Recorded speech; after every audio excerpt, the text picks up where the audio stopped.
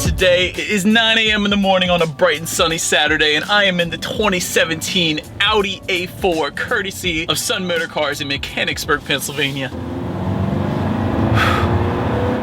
Wow. When you put it in dynamic mode, this thing handles like a beast. Anyways, before I get ahead of myself, let me start with the trim levels. Alright, so to start, the first trim level on the A4 is going to be the Premium. That's going to start at $37,300. Next one is the Premium Plus for $41,100. And lastly, the Prestige for $45,900. Before I get into all the trim differences, power is going to be the same regardless of the trim level you go with. And that power is going to come from a turbocharged 2-liter 4-cylinder engine, putting out 252 horsepower at 5,000 RPM and 273 pound-feet of torque, available at a very low 1,600 RPM thanks to the turbocharger. Then top speed on this one is going to come in at 130 miles per hour. The 0 to 60 time for the front-wheel drive comes in at 6.1 seconds. And I emphasize front-wheel drive because this one is, of course, available with the Quattro all-wheel drive system. And on that one, 0 to 60 time is going to come in at around 5.7 seconds. Next thing I want to mention is the miles per gallon. The 2017 A4 is going to give you 25 miles per gallon in the city and 33 on the highway, which is certainly not that bad, and that's going to be using premium fuel. Braking definitely works well too. As far as the braking setup goes, it's going to be 13.3-inch ventilated discs in the front and 13-inch ventilated discs in the back. And that power is going to be sent to either the front wheels or all wheels through a 7-speed dual clutch automatic transmission. Alright, another thing, you guys, while I'm sitting at the red light, the car did just completely turn off, and that's of course for fuel efficiency savings. That's going to save you miles per gallon, of course, and it's going to do that when you have it in the automatic or comfort driving mode. And since I mentioned it, there are 4 different driving modes. There is comfort, there's going to be auto, and then there's going to be dynamic and individual. And each of them are going to adjust different things. For instance, when I put it on dynamic, which I'll do right now, it's going to adjust things like throttle sensitivity. So I'm going to have to press down on the pedal less to get more acceleration. It's also going to adjust things like the steering sensitivity, since the A4 does have electromechanical steering. Let me tell you, that is the fun one on this. Every time I drive an Audi, I put it in dynamic mode because the steering sensitivity, it feels like, I don't know, it feels like a video game. It's so much fun to drive with the car in dynamic mode. Now, one thing I always like to do on my test drives, I'm going to do a quick little U-turn here. I want to see the turning radius on the A4. Beautiful.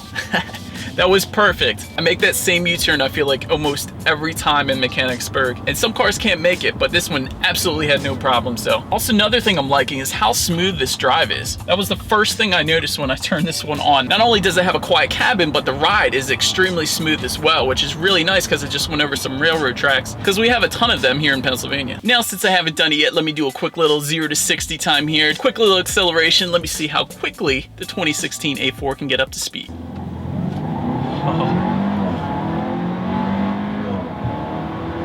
Wow, absolutely more than enough power to merge onto any highway. It feels so quick when you have it in dynamic mode. The RPMs take it right up to the red line. Love that. So yes, this thing definitely has ample power. The car turned off again.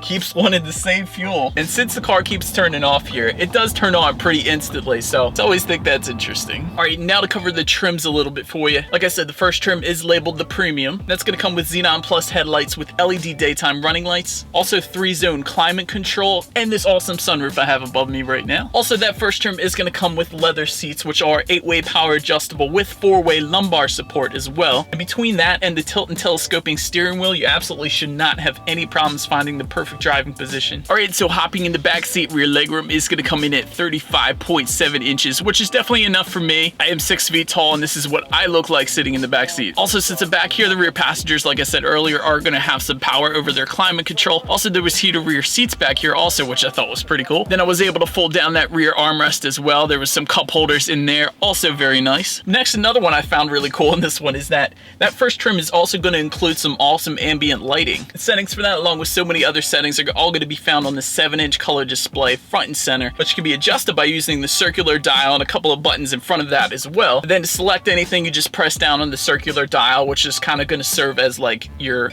mouse that you would use for a computer, basically. You know what? I think I'm going to check that out now. So just scrolling through it, I see the first option that I can select is vehicle, which is going to allow me to select between the different driving modes I already went over there. Then there's going to be the sound, which actually leads me into the Premium Plus trim, because that Premium Plus trim is going to come with the Bang & Olufsen 3D sound system with 19 speakers, a 16-channel amp, It's 755 watts, which is an absolute ton, so you're gonna have no problems hearing that one clear. But anyways, continuing to scroll through this 7-inch display here, I also see radio settings, media settings, compare my phone to the car, of course, to view apps like Pandora, which is definitely nice. Then there's also the navigation system, where I could just simply choose to view the map, which is absolutely awesome, and here's why. It actually uses Google Maps, which at least in my opinion is the most reliable and up-to-date map source out there, so you don't have to worry about updating your navigation system every year or so like you would on other makes out there, because Google Maps is always going to be up to date. That is definitely nice. And that 12.3-inch gauge cluster, you are able to adjust for different views as well. So for instance, when I press the view button, which is located on the steering wheel, I'm able to actually view Google Maps, which basically take up the whole screen, and then the gauges are a lot smaller. Or if I press it again, the gauges become a lot bigger and the Google Maps becomes a lot smaller. Just kind of cool how you can kind of personalize the car to make it your own. Of course, when I put it in reverse here, I'm also going to have the rear view camera, and the car is also going to let me know if I get too close to this building behind me so I don't go backing into it. That's definitely a good thing. Then also there's Audi Connect, Audi smartphone interface, which again involves you pairing your phone to the car. And since this isn't my car, I'm not going to do that. But lastly, there is also settings. You can adjust the date and time and all that other stuff. Basically everything else that you would want to adjust. But now since I mentioned it, let me continue on to that Premium Plus trim. So besides that awesome sound system I said it's going to add, it's also going to add full LED headlights. Then the leather seats are going to come heated as well on this trim. And it's also going to add the S-Line styling, which you're seeing on this car right now today. So it's going to involve things like revised front and rear bumpers, also the side skirts, and there's going to be some S-Line badging as well on the car. And all of that definitely adds to the appearance, at least in my opinion. Also, another really sweet thing Premium Plus adds is keyless entry and a push button start. That's definitely nice. But then next, that last trim is going to be labeled Prestige. That one is going to add the navigation system on an 8.3-inch color display. It's also going to give you the Audi virtual cockpit, which is going to be located where all the gauges are, just behind the steering wheel. And that's going to be a 12.3-inch cluster. And this trim is also going to give you a heads-up display with navigation. So if I had that trim, I'm going to be looking straight, and it's going to display it on the windshield along with navigation information as well. And that is always nice. I love seeing that on cars. And lastly, it's going to come with Audi Side Assist and Audi Presense, which is going to alert you of vehicles in your blind spot so you don't go turning into anybody. As far as the exterior appearance, up front there's going to be that Audi single frame front grille that always looks awesome. Then on the sides, the side mirrors are going to come with integrated turn signals, and also when I'm driving right now, if somebody comes up next to me on my inside, it's going to flash orange if somebody is there, letting me know not to turn into the next lane because I would be hitting somebody. Also on the side, the wheels are going to be slightly different depending on the trim level. The first trim level is going to have 18-inch double 5-spoke wheels. And there's also the first edition wheels available. They're going to come 18-inch single 5-spoke wheels. Then there is an optional sport package that's going to add 19-inch 10-spoke wheels, and that's also going to add a black cloth headliner, front sport seats, and a sport suspension as well. Now lastly, when it comes to safety, there's going to be driver and front passenger dual stage front airbags, front thorax side airbags, side guard head curtain airbags, anti-lock brakes, electronic brake force distribution, and brake assist. Also electronic stability control with traction control, a tire pressure monitoring system, latch, aka lower anchors and tethers for children, and lastly, an electronic parking brake. Anyways, that is it for this one, you guys. Thank you so much for watching. Be sure to like the video and subscribe, and I'll see you in the next one. Stay go.